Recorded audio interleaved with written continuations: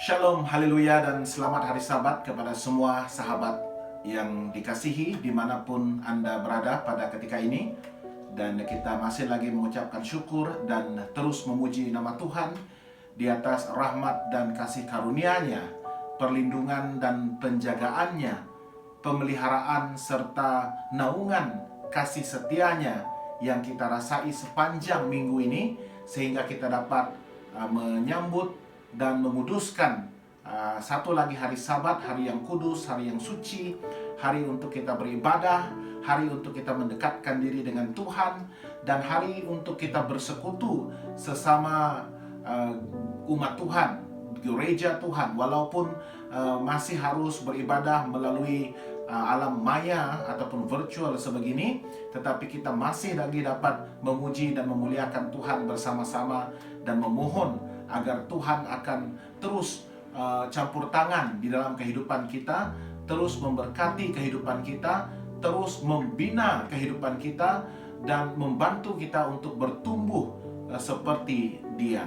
Dan kita juga berdoa agar Tuhan akan terus setia memberkati sahabat-sahabat dimanapun Anda berada pada ketika ini, berbakti bersama-sama dan dijauhkan daripada sebarang bahaya, terlebih daripada jangkitan penyakit ataupun virus COVID-19 yang masih lagi sedang berkeliaran ataupun masih lagi berada di antara kita, bersama-sama dengan kita di seluruh dunia pada ketika ini. Dan khususnya kepada semua sahabat setia saya di negara-negara di mana bahasa Melayu sebagai satu bahasa yang digunakan baik secara rasmi ataupun dalam conversation ataupun berhubung di Malaysia, di Indonesia, di Singapura, dan di Brunei, di rantau Asia Tenggara ini. Kita akan terus doakan agar Tuhan akan terus menyertai, melindungi, dan seterusnya akan memberkati kehidupan saudara, terlebih sewaktu kita bersama-sama berbakti dan beribadah pada hari Sabat yang suci dan mulia ini. Dan pada Sabat ini saya ingin membawa kita semua untuk mendoakan anak-anak kita yang akan menduduki peperiksaan sijil pelajaran Malaysia, satu peperiksaan yang begitu penting untuk menentukan hala tuju dan masa depan anak-anak muda kita, untuk mempersiapkan diri mereka menghadapi satu lagi tingkat pendidikan yang lebih tinggi selepas ini. Walaupun di dalam kekangan dan juga keterbatasan untuk melalui pembelajaran yang sempurna sepanjang tahun 2020 dan 2021 ini oleh kerana penularan virus COVID-19 ini, tetapi saya tetap percaya bahawa Tuhan akan menyertai dan Tuhan akan mengurapi dengan hikmat dan kebijaksanaan, dan seterusnya akan membimbing dan menuntun anak-anak muda kita di dalam mempersiapkan mereka bagi peperiksaan awam yang begitu penting di dalam kehidupan mereka. Kita akan doakan anak-anak muda kita selepas berakhirnya ibadah kita pada hari ini. Jadi teruskan setia untuk beribadah bersama-sama dengan saya. Kita akan mulakan dengan puji-pujian, dan saya ingin membawa kita semua untuk sama-sama menyanyikan lagu puji-pujian bersama-sama dengan saya. Tuhan ingin sekali untuk campur tangan di dalam kehidupan kita, dan Dia anggap kita ini sebagai perkakas dan alat di dalam tangannya, satu bejana yang indah yang Dia ingin bentuk, dan kita haruslah membiarkan Tuhan untuk membentuk pribadi kita, jiwa kita, pikiran kita, sehingga kita akan terbentuk dengan sempurna sama seperti Sang Juru Selamat kita, Yesus Kristus.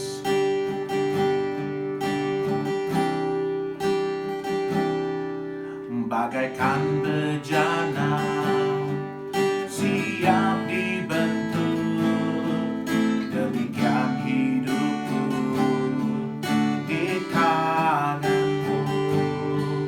Dengan urapan kuasa Roh-Mu, ku dibaharui selalu.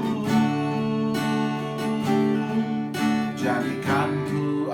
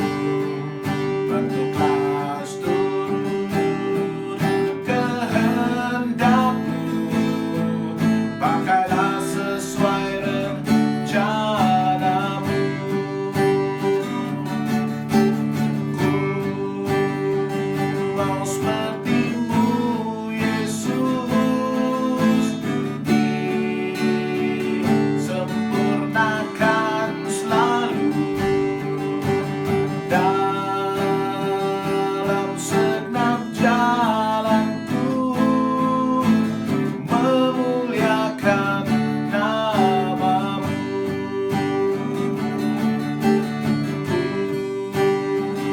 Mau seperti-Mu, Yesus, disempurnakan selalu dalam segenap jalanku, memuliakan nama-Mu. Ku mau seperti-Mu, Yesus. Ku mau seperti-Mu, Yesus,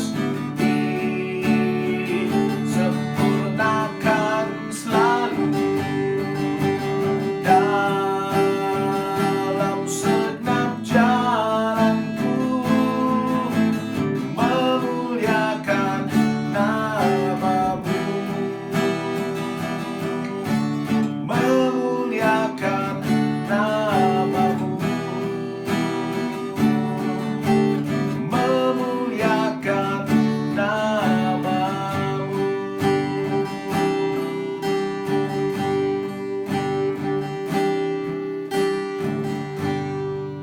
Biarlah kehidupan kita akan sentiasa menjadi kemuliaan bagi Tuhan, dan Dia ingin bekerja sepenuhnya di dalam kehidupan kita untuk memastikan kita bertumbuh di dalam kesempurnaannya, di dalam kasih-Nya, dan dapat menjadi saluran kebaikan kepada setiap orang yang dipercayakannya kepada kita untuk dilayani dan untuk dibawa kepada Yesus Kristus.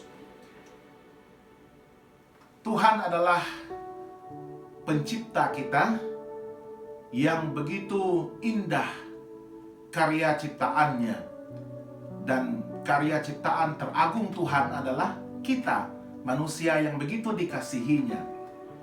Tuhan harus menjadi yang terindah di dalam kehidupan kita. Tidak ada Tuhan lain ataupun Allah lain yang boleh menggantikan tempat Tuhan yang esa, yang satu, yang hidup itu di dalam kehidupan kita. Dan kita seharusnya dapat menyerahkan sepenuhnya kehidupan kita kepadanya.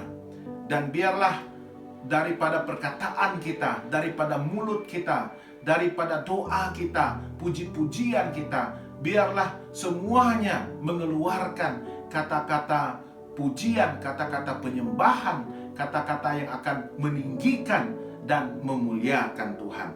Dia adalah yang terindah, Dia adalah yang termanis, dan biarlah kita mencintai dan mengasihi Dia lebih daripada segala-galanya, karena begitu besar kasih setia-Nya kepada kita. Kau yang terindah.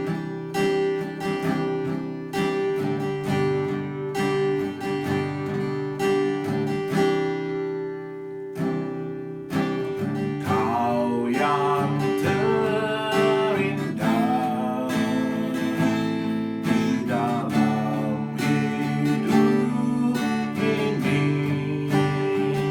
Tiada Allah Tuhan yang seperti Engkau, besar perkasa penuh kemuliaan.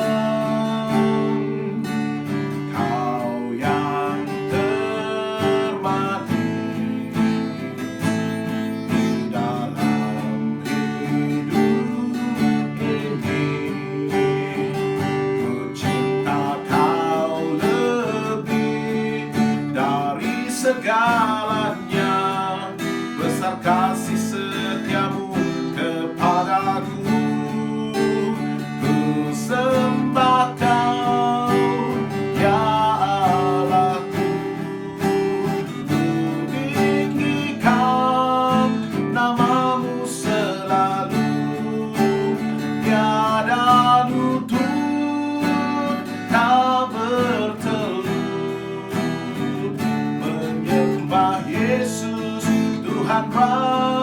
rajaku, ku sembah Kau, ya Allahku.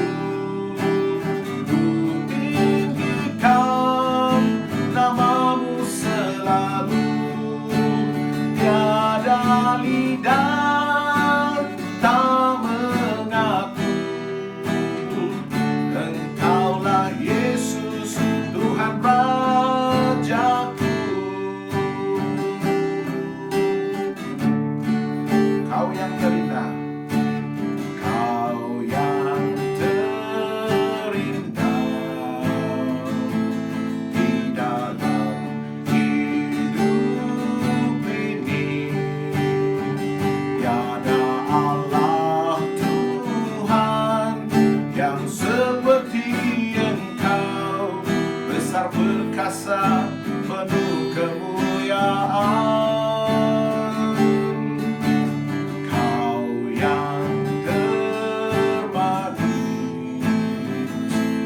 di dalam hidup ini.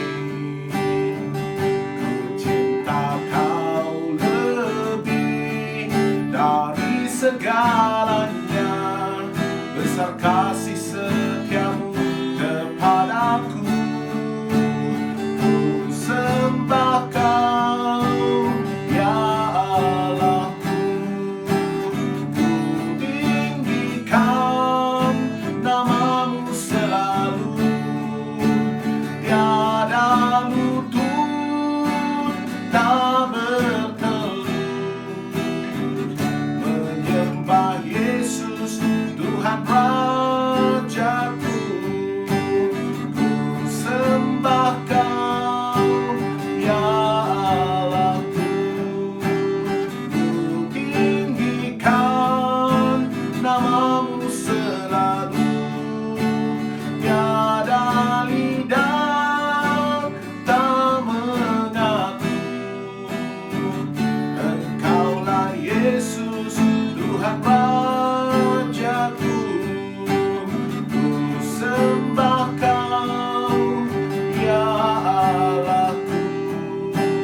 Ku tinggikan namamu selalu, tiada lutut tak bertelut. Menyembah Yesus, Tuhan rajaku.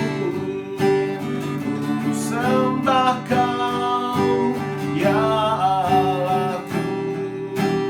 Ku tinggikan namamu selalu, tiada lidah tak mengaku. Engkaulah Yesus, Tuhan rajaku. Tiada lidah tak mengaku. Engkaulah Yesus, Tuhan rajaku. Engkaulah Yesus, Tuhan rajaku. Engkaulah Yesus, Tuhan rajaku.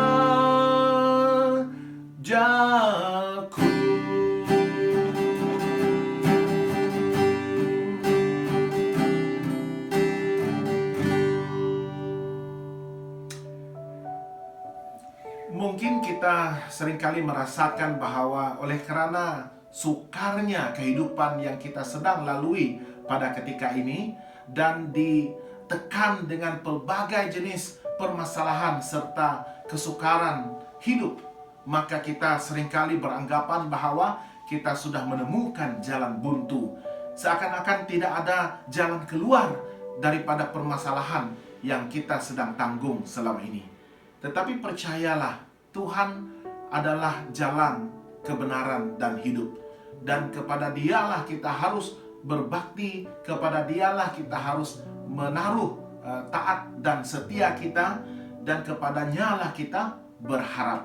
Dia pasti akan membuka dan mempersiapkan jalan bagi kita. Walaupun ketika kita sedang berjalan di belantara, di padang pasir, di tanah yang kering, di tanah yang berlumpur dan sebagainya, Dia tetap akan membuka jalan bagi kita. Dia buka jalan.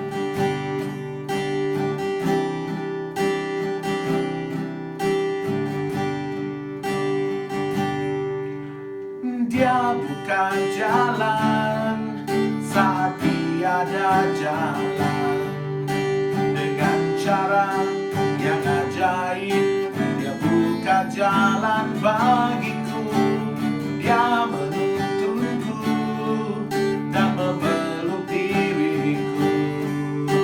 Dengan kasih dan kuasa-Nya, Dia buka jalan.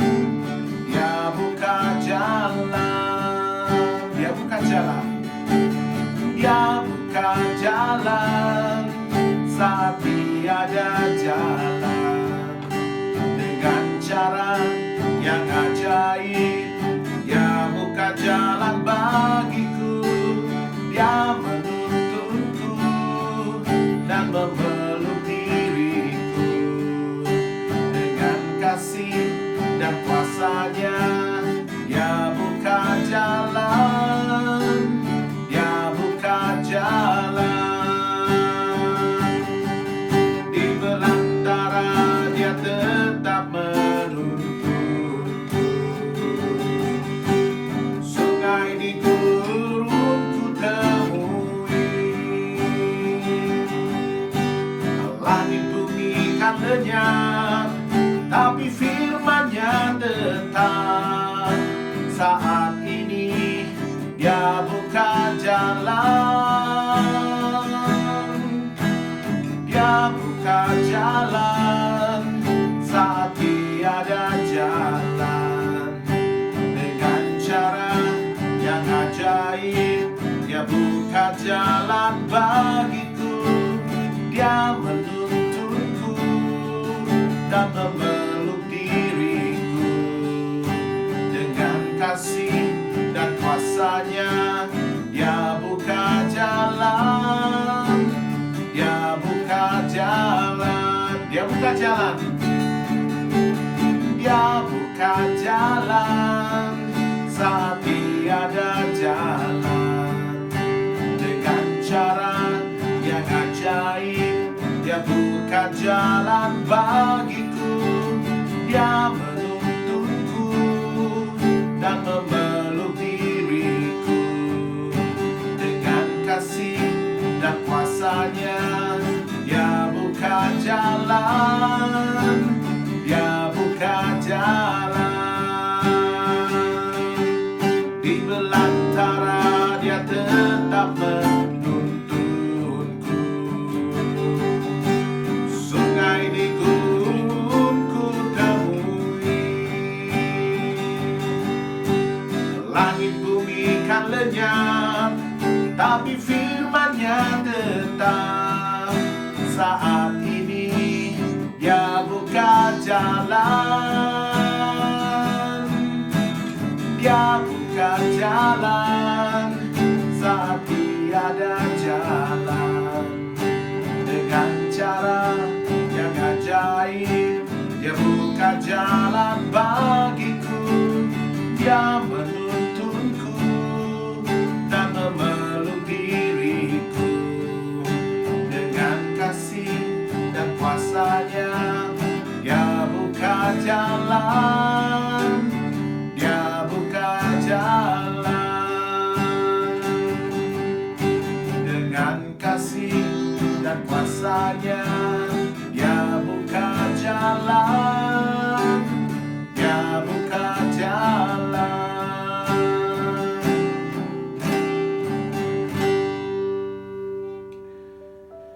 Kita akan masuk ke dalam penyembahan kita. Dan biarlah saat ini kita mengingatkan kita bahwa kita ini adalah ciptaan Tuhan. Kita dipanggil untuk menyembah Tuhan. Kita diciptakan untuk meninggikan dan memuliakan serta memberikan kepada Tuhan segala penghormatan dan penyembahan yang layak diterimanya. Saat kita menyembah Tuhan, roh Tuhan akan datang dan bekerja di dalam hati kita. Saat kita memuji Tuhan, Dia akan bertakhta di atas segala pujian kita. Biarlah saat ini kita mengangkat hati kita, memandang kekudusannya, menyembah Dia, memuji Dia, dan merasakan kehadiran Tuhan untuk bersama dengan kita. Saat ku menyembahmu, saat ku menyembahmu, rohmu bekerja. Saat ku memujimu, Kau bertakhta di atas pujian. Ku angkat hatiku, ku pandang kekudusanmu. Saat ku sembah, ku pujimu, ku rasakan kehadiranmu Tuhan. Saat ku menyembahmu, rohmu bekerja. Saat ku memujimu, Kau bertakhta di atas pujian. Ku angkat hatiku,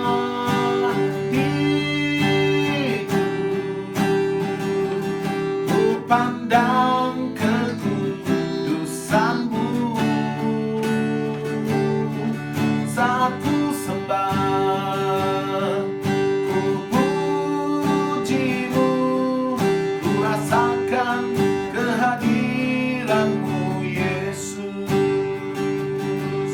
Saat ku sembah, ku pujimu, ku rasakan kehadiranmu Yesus. Ku rasakan kehadiranmu Yesus.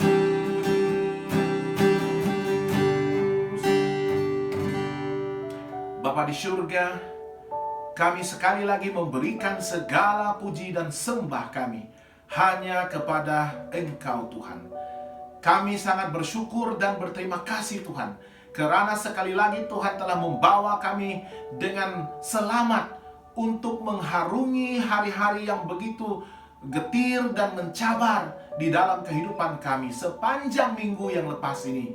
Sehingga kami boleh menamatkan minggu ini sekali lagi untuk masuk di dalam hadirat Tuhan yang Maha Kudus, menyembah Tuhan dan mempersembahkan hidup kami sebagai persembahan yang hidup, yang kudus dan berkenan kepada Tuhan.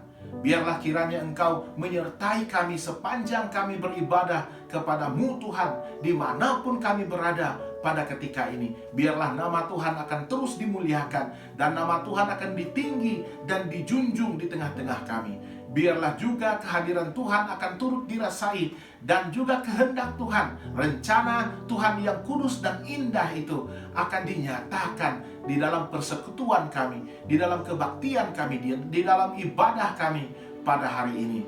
Biarlah Engkau akan menuntun kami ke dalam kebenaran-Mu sewaktu kami akan membuka firman-Mu dan mempelajari dan mendalami firman-Mu untuk menemukan kebenaran-Mu yang akan membebaskan kami, yang akan membawa kami lebih dekat dengan Tuhan dan akan membantu kami untuk bertumbuh di dalam kasih dan pengetahuan kami akan Tuhan. Terima kasih Tuhan karena mendengar doa kami. Semua ini kami mohon hanya dalam nama Yesus Kristus Tuhan dan Juru Selamat semua kami. Amin. Pada pagi Sabat ini, saya ingin berkongsikan satu renungan yang berkaitan langsung dengan apa yang kita sebutkan sebagai hikmat dan kebijaksanaan. Dan saya pasti ini merupakan salah satu komponen ataupun perkara yang begitu penting untuk membentuk kesempurnaan kita menjadi seorang insan yang sempurna dan seorang insan yang boleh memuliakan Tuhan. Karena hikmat dan kebijaksanaan itu sememangnya disediakan untuk semua umat Tuhan yang dikasihinya. Dia mahukan agar kita memperoleh hikmat itu melalui cara yang betul. Agar hikmat itu akan dapat membantu kita untuk melayani Dia, dan seterusnya untuk membantu kita untuk memenuhi tuntutan dan kehendaknya di dalam kehidupan kita. Dalam masa anak-anak muda kita mempersiapkan diri untuk menghadapi sijil pelajaran Malaysia, peperiksaan awam yang begitu penting bagi hidup mereka untuk menentukan langkah seterusnya di dalam pendidikan peringkat yang ketiga selepas ini, untuk memasuki college ataupun university, ataupun meneruskan dalam bidang teknikal, kemahiran dan sebagainya. Maka peperiksaan ini dianggap begitu penting.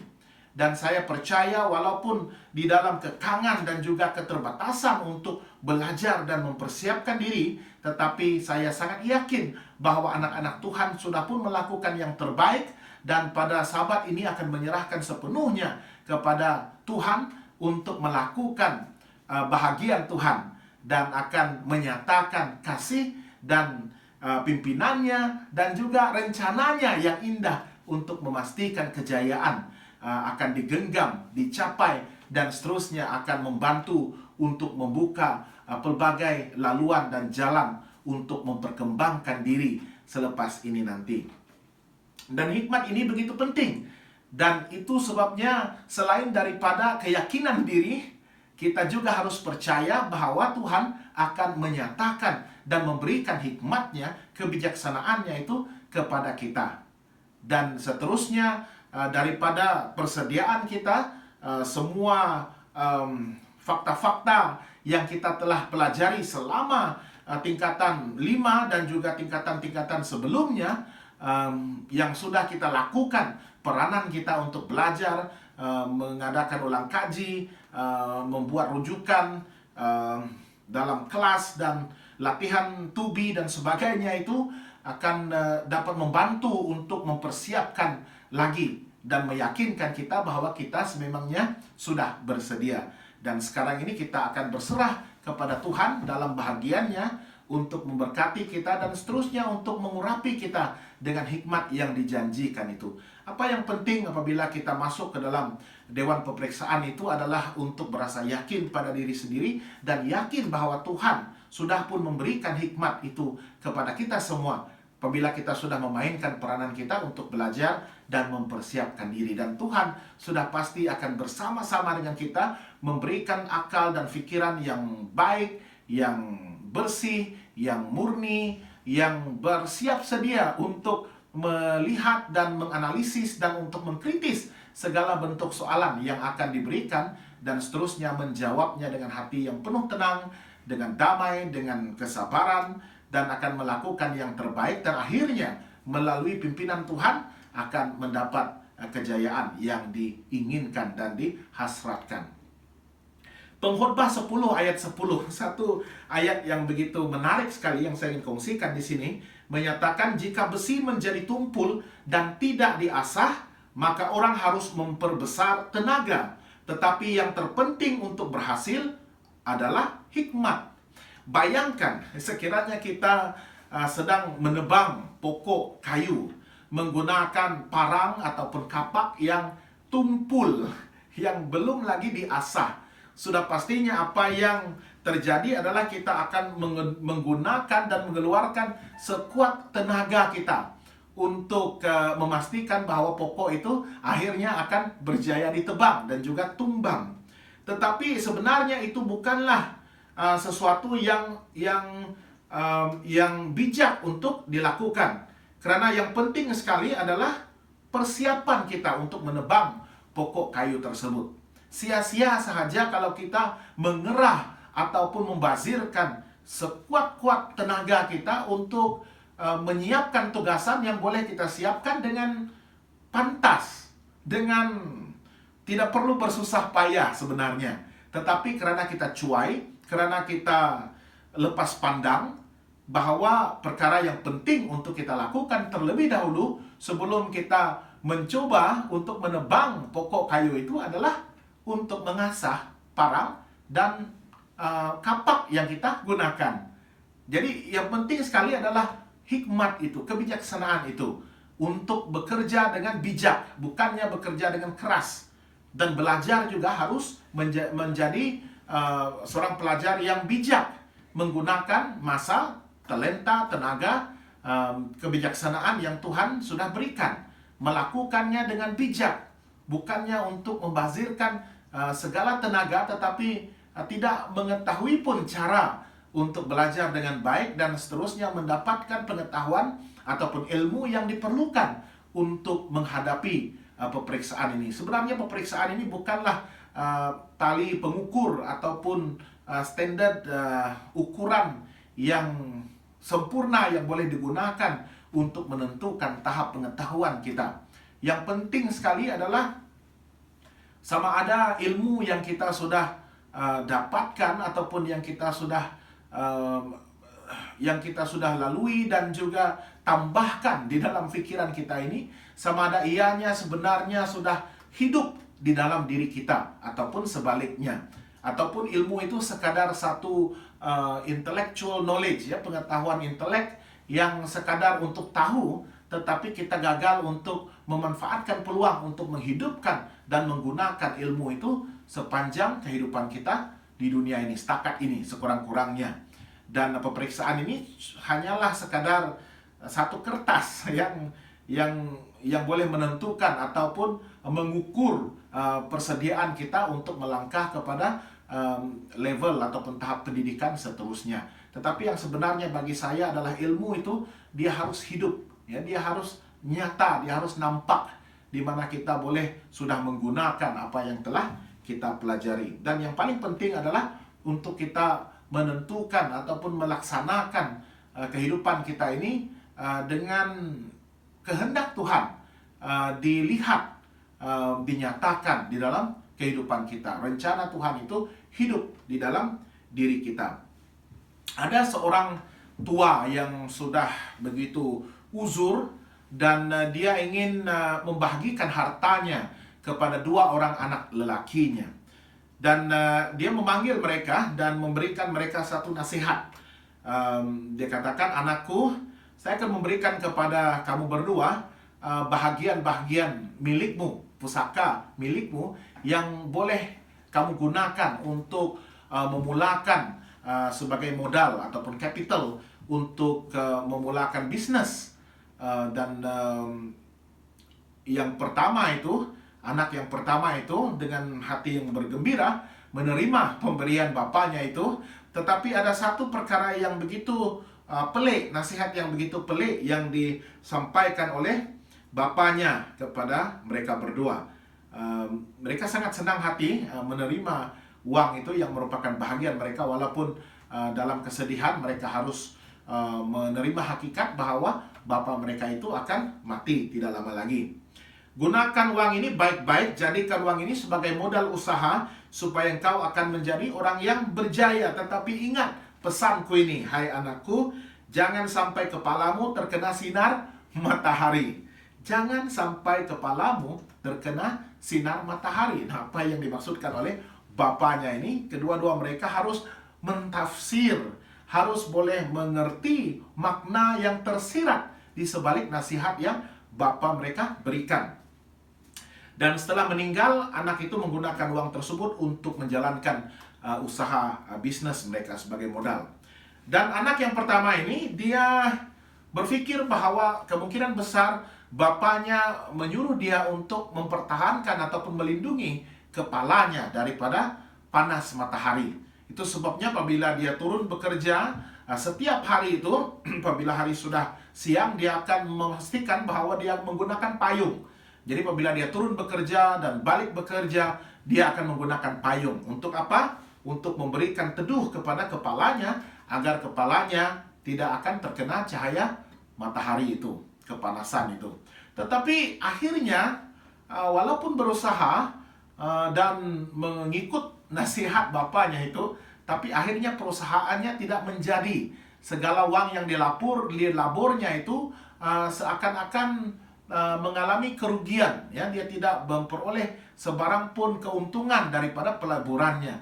Bisnisnya tidak berjaya dan akhirnya dia jatuh bankrupt.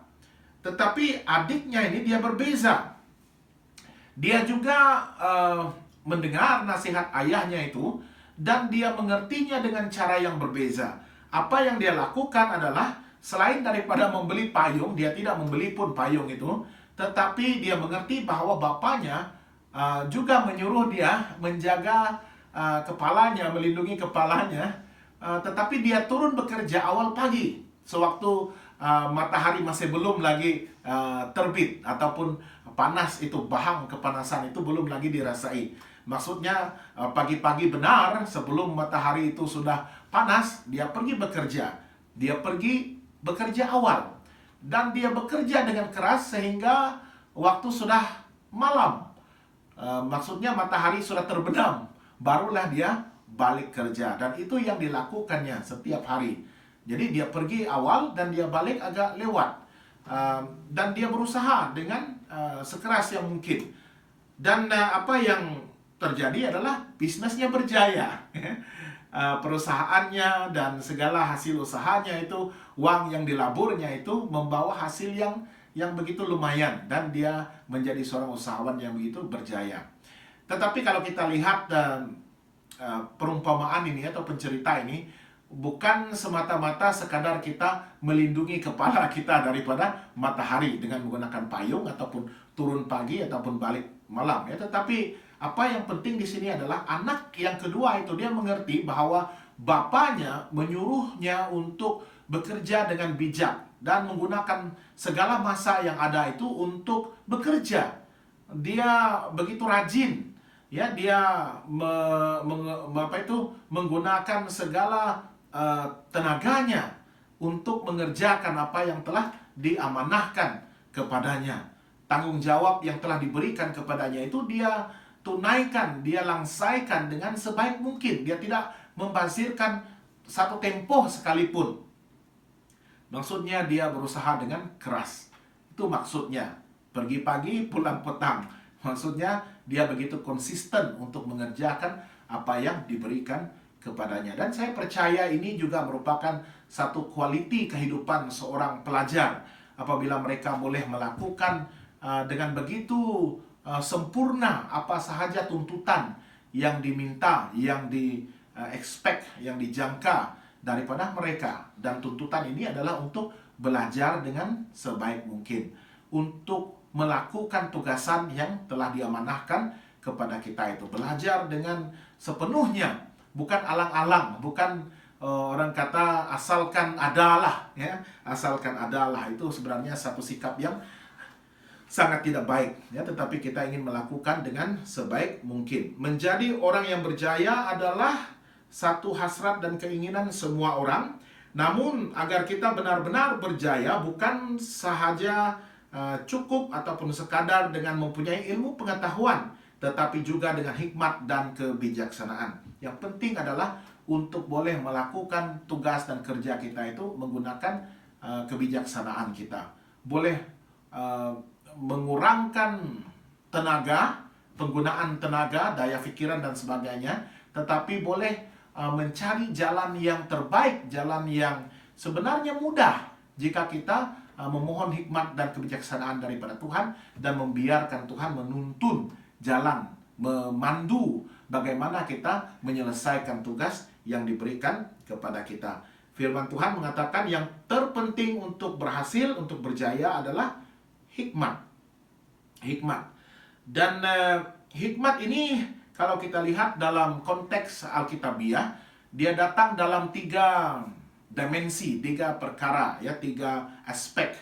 Yang pertama sekali adalah aspek teknikal, yang kedua aspek intelektual, dan yang ketiga aspek rohani. Aspek teknikal ini berkaitan dengan kemahiran, dengan talenta, ataupun dengan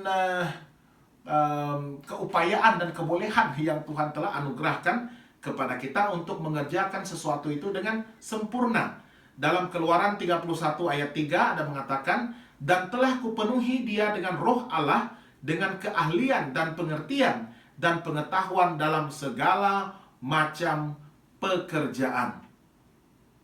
Dan ini adalah satu cerita tentang Yusuf. Bagaimana Yusuf diberkati Tuhan dengan hikmat dan kebijaksanaan. Sewaktu dia memberikan cadangan yang begitu bernas kepada Fir'aun Mesir pada ketika itu, walaupun dia sebenarnya seorang hamba, seorang bantuan, tetapi karena Tuhan menyertai dia, Tuhan memberikan dia hikmat dan kebijaksanaan itu, maka dia dipenuhi dengan roh Tuhan. Dan dia boleh menyelesaikan masalah kelaparan, kekeringan yang akan melanda tanah Mesir.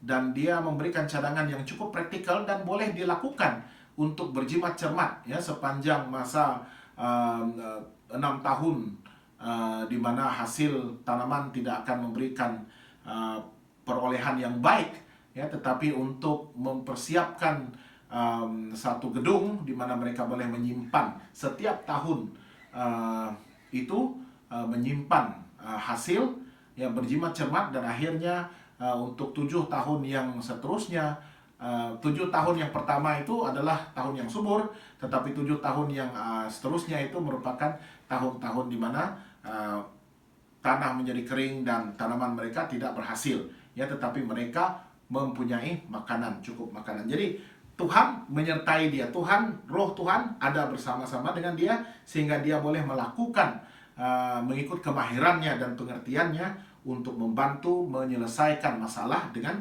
berjaya. Dan persoalannya adalah apakah kita menyadarinya, menghargainya, dan mengembangkannya, dan menggunakan kemahiran yang Tuhan telah berikan kepada kita itu. Adakah kita sudah menggunakan kemahiran kita itu yang Tuhan telah sebenarnya tuntut daripada kita untuk melayaninya, untuk memberitakan tentangnya, untuk menjadi saluran berkat kepada orang lain, dan seterusnya untuk membantu kita untuk bertumbuh dan melakukan perubahan, menyumbang kepada kebaikan di dunia ini. Secara intelektual, kalau kita bacakan, sebenarnya Keluaran 31 ayat 3 itu bukan tentang Yusuf yang kita katakan tadi ya, tetapi dalam Kejadian ayat yang seterusnya ini, Kejadian 41 ayat 39 yang mengatakan tentang Yusuf, bagaimana kata Fir'aun kepada Yusuf, oleh kerana Allah telah memberitahukan semuanya ini kepadamu, tidaklah ada orang yang demikian berakal budi dan bijaksana seperti engkau. Dan ini adalah cerita tentang Yusuf seperti yang saya telah sebutkan tadi ya. Tetapi di dalam Kejadian pasal yang ke-31 ayat 3 itu merupakan satu ayat yang menjelaskan kepada kita bahwa hikmat itu akan ada dengan kita sekiranya roh Allah menguasai kehidupan kita. Dan ya seperti Yusuf ini, Tuhan yang merupakan sumber segala hikmat dan pengertian itu. Tidak ada orang yang berakal budi sepertinya yang boleh menyelesaikan masalah di tanah Mesir itu jika Tuhan tidak menyertai dia. Dan ini sebenarnya menjadi satu kesaksian kehidupan pribadi yang begitu besar. Dan saya percaya Fir'aun pada masa itu turut yakin akan Tuhan yang disembah oleh Yusuf ini, dan integritinya, kemampuannya untuk mempertahankan prinsip dan marwahnya sebagai orang yang takut akan Tuhan, orang yang beriman. Persoalan seringkali kita menunda untuk melakukan sesuatu yang membolehkan kita membaik, menambah baik kehidupan kita. Kita seringkali menunda, ya, kita seringkali tidak melakukan, walaupun kita tahu sesuatu itu baik dan harus dilakukan, tetapi kita mau menunda. Kita seringkali melakukan pekerjaan itu dengan mengambil tempo yang begitu lama, ya, dan sehingga kadang-kadang kita tidak melakukan kebaikan yang dituntut oleh Tuhan itu, dan itu bukanlah sesuatu yang bijak, ya. Apabila kita tahu sesuatu yang baik, maka kita harus melakukan dengan hikmat dan kebijaksanaan yang Tuhan berikan kepada kita. Mungkin kita tidak tahu bagaimana caranya, dan itu sebabnya kita harus mendapatkan daripada sumber hikmat sendiri, yaitu daripada Tuhan. Dan secara rohani, hikmat adalah pengetahuan yang dikaruniakan Allah untuk mengenal dan menyelami karya Allah di dalam hidup kita. Ya, kalau kita lihat 1 Korintius 12 ayat 8 mengatakan, Sebab kepada yang seorang Roh memberikan karunia untuk berkata-kata dengan hikmat, dan kepada yang lain Roh yang sama memberikan karunia berkata-kata dengan pengetahuan. Dan ini adalah bagaimana Tuhan mengaruniakan Roh-Nya itu untuk memberkati kita dan menyediakan kita dengan bekalan-bekalan yang mencukupi untuk membolehkan kita melayani antara satu sama lain. Kita diberkati dengan karunia Roh yang berbeza-beza, dan kita harus boleh mengenal pasti apakah karunia Roh yang telah dianugerahkan Tuhan kepada kita dan menggunakannya dengan sebaik mungkin untuk memperkembangkan pekerjaannya di dunia ini, untuk memperkembangkan gerejanya, untuk menambahkan umat percaya, dan seterusnya untuk mempersiapkan gereja dan diri kita secara pribadi itu untuk kedatangan Yesus yang kedua kali. Efesus 1 ayat 17 mengatakan, dan meminta kepada Allah Tuhan kita Yesus Kristus, yaitu Bapa yang mulia itu, supaya Dia memberikan kepadamu roh hikmat dan wahyu untuk mengenal Dia dengan benar. Dan hikmat dan kebijaksanaan daripada Tuhan itu boleh menolong kita untuk mengenal Dia dengan lebih baik. Ya, dan itulah tujuan Tuhan. Kita bertumbuh daripada roh itu untuk membolehkan kita lebih mengenal Pencipta kita, Juru Selamat kita itu, dan rancangan keselamatannya yang begitu indah untuk kehidupan kita. Apa yang membuat kita seringkali gagal adalah keras hati, dan mungkin yang paling menyedihkan adalah sikap pentingkan diri sendiri, degil, dan juga sombong. Dan saya percaya kesombongan inilah yang harus kita hindari. Kita harus merendahkan diri di hadapan Tuhan. Barulah Tuhan boleh mengisi kita dengan Roh-Nya dan memberikan hikmat dan kebijaksanaan itu. Firman Tuhan memberitahu kita bahwa hikmat bukan bagian yang hanya satu bagian yang baik dalam kehidupan kita, melainkan bagian yang terpenting di dalam kehidupan kita. Dan Amsal 16:16 mengatakan, memperoleh hikmat sungguh jauh melebihi memperoleh emas, dan memperoleh pengertian jauh lebih berharga daripada mendapatkan perak. Jadi hikmat dan pengertian, kebijaksanaan itu sebenarnya sangat penting, lebih berharga daripada emas dan perak, daripada harta yang terpendam. Maksudnya sangat penting untuk kita mendapatkan hikmat dan kebijaksanaan. Itu sebabnya Raja Salomo memilih untuk mendapatkan hikmat terlebih dahulu apabila dia telah diberikan tanggung jawab sebagai seorang raja yang muda. Dia tidak pentingkan harta, kekayaan, dan sebagainya, gelaran dan darjat itu, tetapi dia hanya memohon yang terutama sekali, dan yang pertama sekali adalah hikmat. Dan oleh karena dia memperoleh hikmat itu, maka segala berkat-berkat yang lain itu akan pasti menyusul dan datang kepada hidupnya. Saya ingin berikan 4 cara bagaimana kita boleh memperoleh hikmat daripada Allah. Pertama sekali dalam Yakobus 1 ayat 5 mengatakan, tetapi apabila di antara kamu ada yang kekurangan hikmat, hendaklah dia memintanya kepada Allah. Cara yang pertama untuk mendapatkan hikmat itu adalah memintanya dengan penuh keyakinan dan percaya bahwa kita sudah pun memperolehnya. Allah akan memberikan kepada kita dengan percuma. Dia menyediakan, dia maukan kita mendapatkan hikmat itu. Dia tidak menuntut, dia tidak mengungkit-ungkit apapun kesalahan kita, permasalahan kita, kekurangan kita, kelemahan kita, tapi dia sangat bersedia untuk memberikan hikmat itu kepada kita. Cara yang kedua adalah untuk takut akan Tuhan. Ayub 28:28 mengatakan, tetapi kepada manusia dia berfirman, sesungguhnya takut akan Tuhan ialah hikmat, dan menjauhi kejahatan itulah akal budi. Bukan saja kita harus memohon dan meminta kepada Tuhan, tetapi kita memohon dengan perasaan yang takut kepada Tuhan.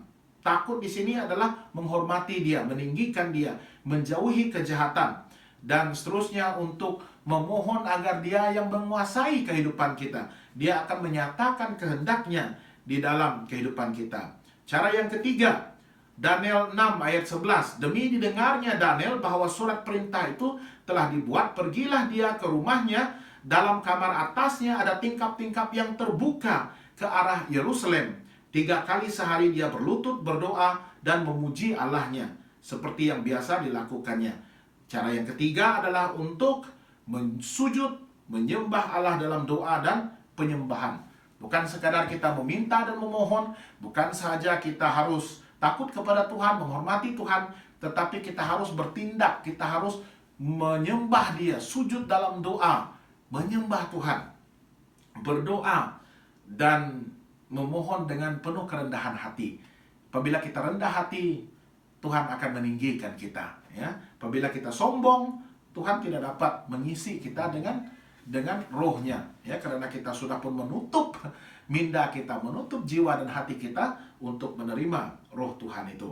Dan cara yang keempat adalah dalam Mazmur 119 ayat 99 dan 100 mengatakan, Aku lebih berakal budi dari semua pengajarku, sebab peringatanmu ku renungkan.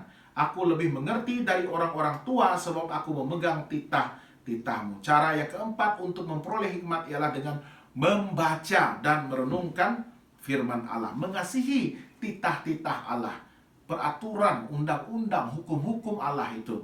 Jadi ada tindakan daripada kita, bukan saja kita berdoa, bersujud, menyembah Tuhan, tetapi kita harus membaca firman-Nya. Kita harus mencintai perintah-perintahnya, menjadikan pengajaran-pengajarannya itu untuk menjadi panduan di dalam kehidupan kita. Dan itulah yang dilakukan oleh Daud. Ya, dia mengatakan, aku lebih berakal budi dan aku lebih mengerti, sebab aku merenungkan peringatan-peringatanmu dan memegang titah-titahmu. Dia berpegang kepada titah-titah Tuhan. Dia menuruti hukum Tuhan. Dia menjadikan perintah Tuhan itu sebagai garis panduan, sebagai penuntun yang paling penting di dalam kehidupannya. Allah telah mengilhami orang-orangnya yang Dia pilih melalui Roh Kudus untuk menuliskan kepada kita apa yang Allah mahu di dalam Alkitab. Dan kita harus percaya bahwa Alkitab itu adalah firman Tuhan melalui tulisan para nabi dan juga penulis-penulis pilihan Tuhan yang diilhamkan oleh Roh Kudus, yang dipimpin dan diurapi oleh Allah sendiri untuk menuliskan kepada kita perintah-perintahnya dan juga rencana penyelamatannya dan juga berita baik, janji-janji dan juga motivasi, dorongan-dorongan yang begitu penting dan indah itu yang harus kita dalami dan juga pegang di dalam kehidupan kita. Jadi, biarlah pada hari ini kita akan melakukan satu komitmen untuk mempelajari dan merenungkan firman Tuhan dan juga memohon Tuhan untuk membantu kita merendahkan diri kita dan seterusnya terus bekerja di dalam hati dan jiwa kita dan menuntun kita kepada pengetahuan akan Allah dan mendapatkan pengertian dan hikmat dan kebijaksanaan yang Dia sebenarnya telah pun sediakan untuk kehidupan kita. Dan mari kita berdoa, dan saya ingin mengundang semua pelajar-pelajar, calon-calon sijil pelajaran Malaysia tahun 2020 yang akan menduduki peperiksaan pada hari Isnin ini untuk sama-sama berdoa dengan sepenuh hati, bersatu kita untuk berdoa dan memohon supaya Tuhan akan memberikan kejayaan di dalam peperiksaan ini. Mari kita berdoa. Tuhan Bapa di surga, sekali lagi Tuhan, hati kami disentuh oleh firman-Mu. Kami sangat bersyukur Tuhan karena Engkau masih lagi setia bekerja di dalam hati kami. Dan Tuhan ingin menyatakan kasih setia-Mu dan seterusnya menggenapi dan memenuhi janji-janji-Mu itu di dalam kehidupan kami. Orang yang berdosa ini, tetapi Engkau telah tebus dengan darah yang begitu mahal, sehingga Yesus telah mengorbankan dirinya untuk mati bagi kami dan mengangkat kami menjadi anak-anak Tuhan, bebas daripada kekuasa, kegelapan, dan seterusnya dibawa Tuhan ke dalam terang yang begitu ajaib dan luar biasa ini. Tuhan, kami telah pun dirancang dengan kehidupan yang berlimpah dengan rahmat dan kasih karunia-Mu. Tuhan ingin memberkati kehidupan kami. Biarlah kami merendahkan diri kami di hadapan Tuhan untuk membenarkan Tuhan menguasai hidup kami, mengurapi kami dengan kuasa Roh Tuhan, dan mempersiapkan kami untuk melakukan dengan sebaik mungkin peranan dan tanggung jawab kami untuk menjadi hamba Tuhan, untuk menjadi saluran berkat Tuhan, melakukan kebaikan dan seterusnya, bertumbuh di dalam pengetahuan akan Tuhan, dan boleh menjadi saksi Tuhan yang luar biasa untuk menjangkau ramai lagi jiwa ke dalam kerajaan Tuhan. Tuhan, kami ingin berdoa untuk anak-anak kami yang akan menduduki peperiksaan yang begitu penting di dalam kehidupan mereka.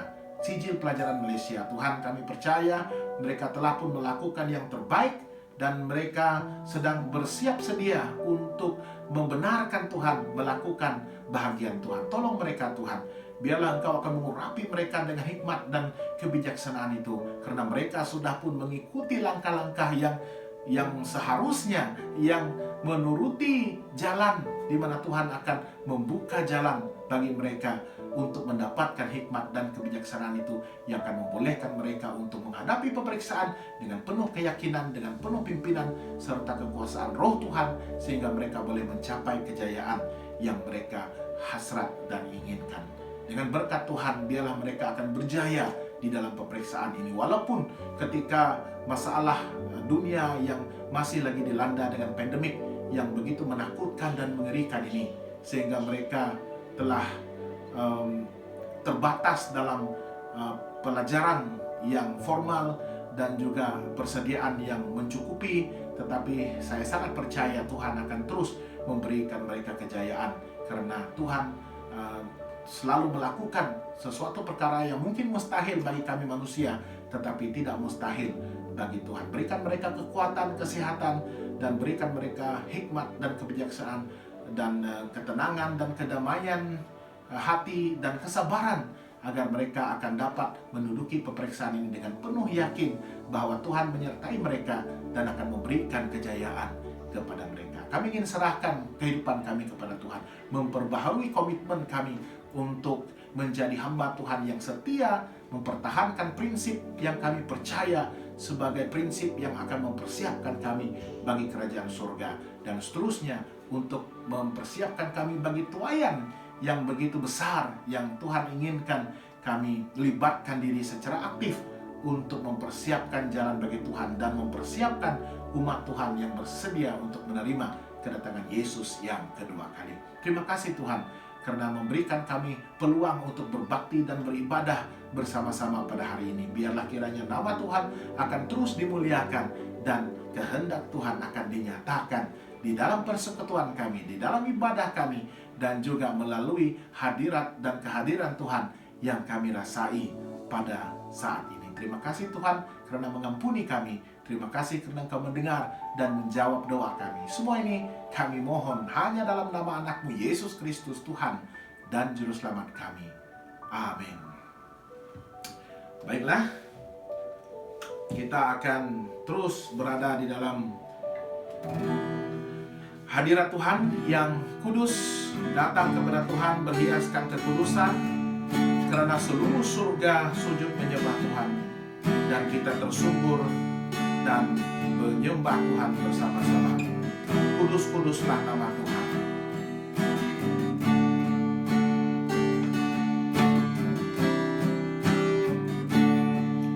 Ku datang Tuhan dalam hadirat-Mu, berhiaskan kekudusan. Seluruh surga sujud menyembah-Mu. Ku tersungkur dan berseru, kudus, kuduslah, kuduslah Tuhan Allah semesta alam. Kudus, kuduslah, kuduslah Tuhan, surga bumi menyembah-Mu. Ku datang Tuhan dalam hadirat-Mu, berhiaskan kekudusan. Seluruh surga sujud menyembah-Mu. Ku tersungkur dan berseru, kudus, kuduslah, kuduslah Tuhan Allah semesta alam. Kudus, kuduslah, kuduslah Tuhan, surga bumi menyembah.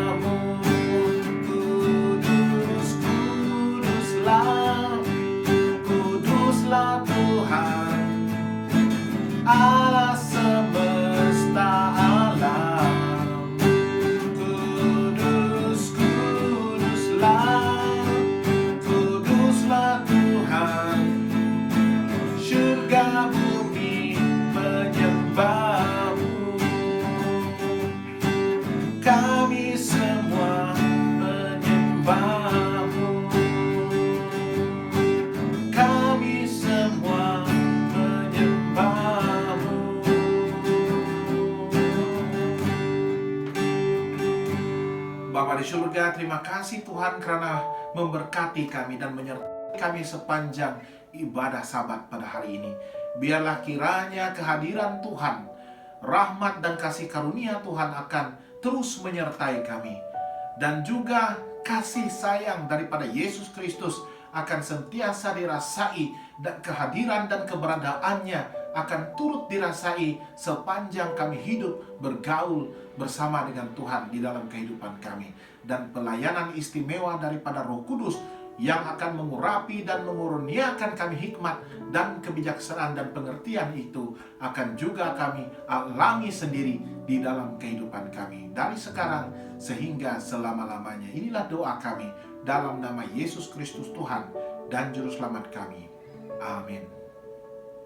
Terima kasih karena menyertai ibadah kebaktian Sabat yang dibawakan oleh pelayanan Nailed It pada Sabat ini. Dan semoga kita bertemu lagi pada Sabat yang akan datang. Tuhan memberkati.